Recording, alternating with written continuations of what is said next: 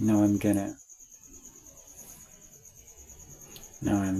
read the book from the title is Frankenstein or the Modern Prometheus. The author is Mary Wollstonecraft, Shelley.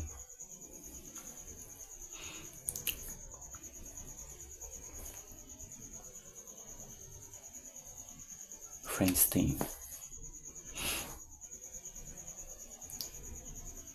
or the Modern Prometheus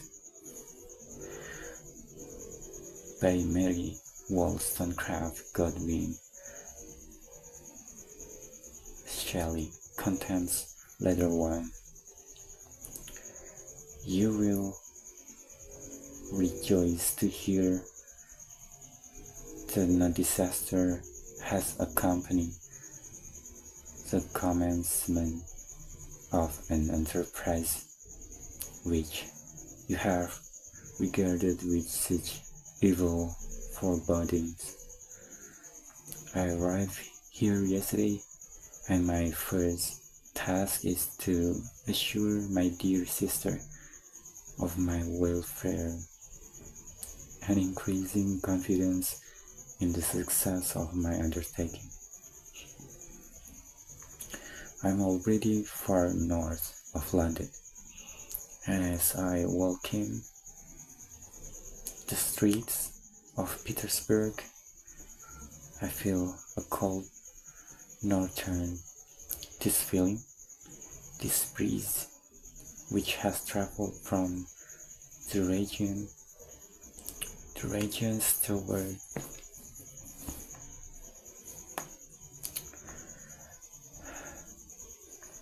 towards which I'm advancing, gives me a 4 days of those icy climbs. Inspired by this wind of promise, my daydreams become more fervent and vivid. I try in vain to be persuaded that the pole is the seat of force and desolation. It ever presents itself to my imagination as the region of beauty and delight. There, Margaret, the sun is for ever visible. Its broad disk just skirting the horizon and diffusing a perpetual splendor. Therefore, with your leave, my sister, I will put some trust in preceding navigators.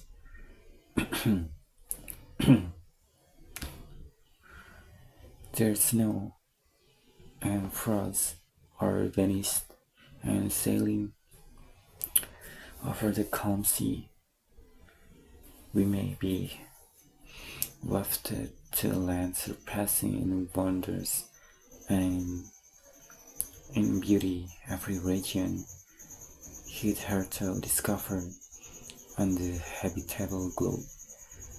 Its productions and features may be without example, as the phenomena of the heavenly bodies undoubtedly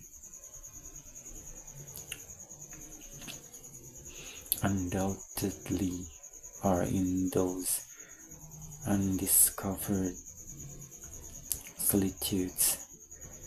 What may be expected in a country of eternal light,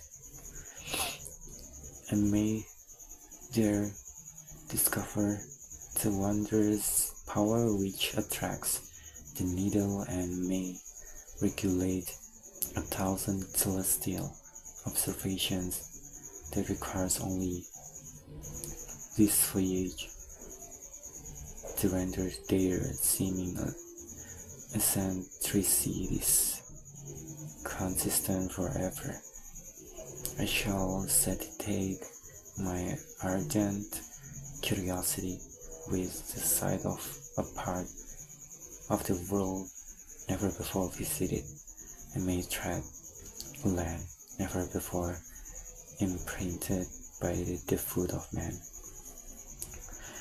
These are my enticements, and they are sufficient to conquer all fear of danger or death, and to induce me to commence this laborious voyage with the joy a child feels when he embarks in a little boat with his holiday mates on an expedition of discovery up his native river.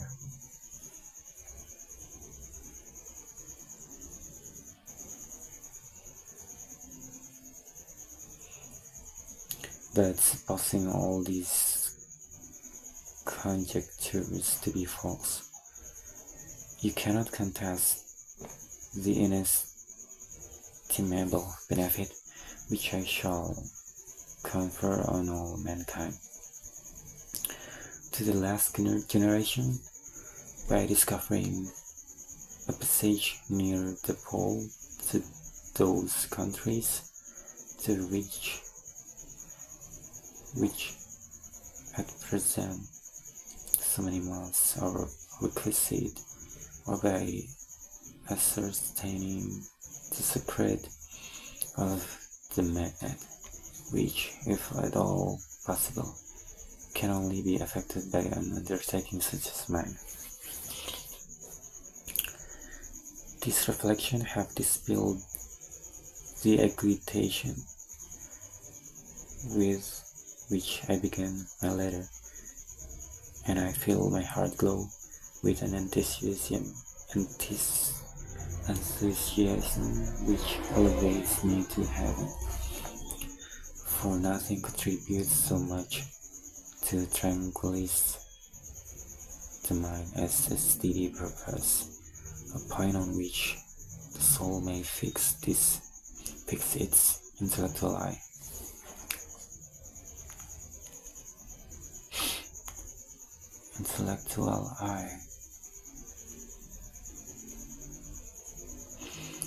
This expedition has been the favorite dream of my early years.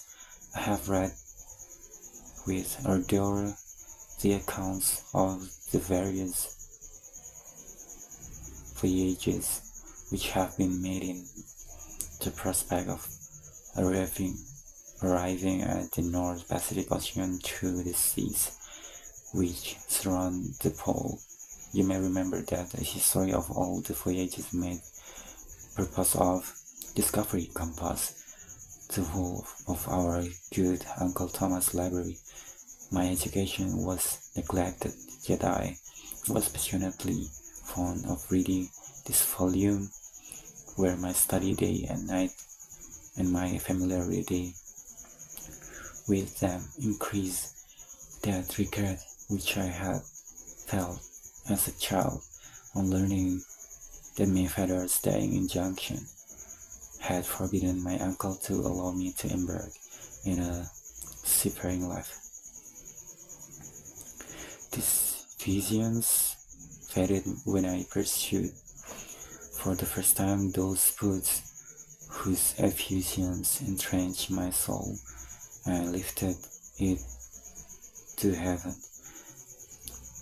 I also became a poet, and for 1 year lived in a paradise of my own creation. I imagined that I also might obtain a niche in the temple where the names of Homer and Shakespeare are concentrated. You are well acquainted with my failure and how heavily I bore the disappointment, but just at that time I inherited the fortune of my cousin, and my thoughts were turned into the channel of their early band. 6 years have passed since I resolved my present undertaking. I can't even now remember the hour from which I dedicated myself to this great enterprise. I commenced by inuring my body to hardship. I accompanied the whale fishers on the several expeditions to the North Sea. I voluntarily endured cold, famine, thirst, and want of sleep. I often worked harder than the common sailor during the day, and devoted my nights to the study of mathematics, the theory of medicine, and those branches of physical science from which a novel adventurer might derive the greatest practical advantages. Twice, I actually hired myself as an undermaid in a Greenland whaler, and acquainted myself to admiration. I must own I felt a little proud when my captain offered me the second dignity in a vessel and entreated me to remain with the greatest earnestness. So valuable did he consider my services. And now, dear Margaret, do I not deserve to accomplish some great purpose? My life might have been passed in ease and luxury, but I prefer glory to every advertisement the well placed in my path. Oh, that some encouraging voice would answer in the affirmative. My courage and my resolution is firm, but my hopes fluctuate, and my spirits are often depressed.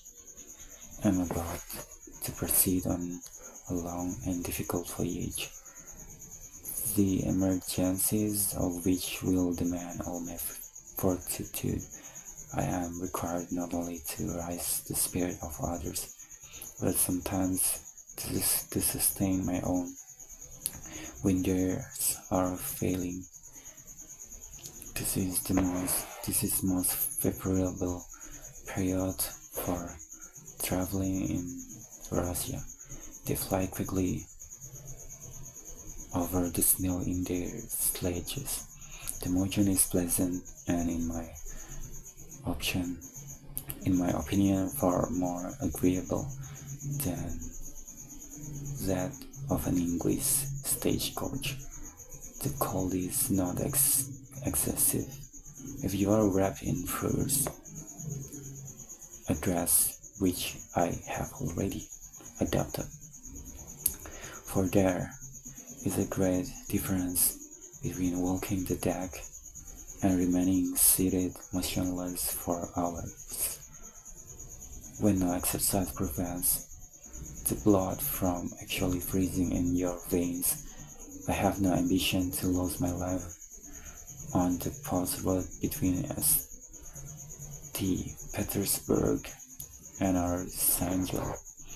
I shall depart for a later town in a fortnight or 3 weeks, and my intention is to hire a ship there, which can easily be done by paying the insurance for the owner, and to engage as many sailors as I think necessary among those who are accustomed to whale fishing.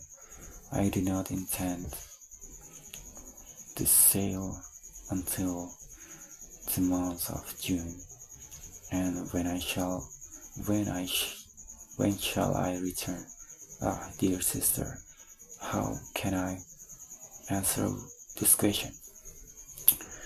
If I succeed, my many months, perhaps years, will pass before you and I may meet. If I fail, you will see me again soon or never. Farewell, my dear.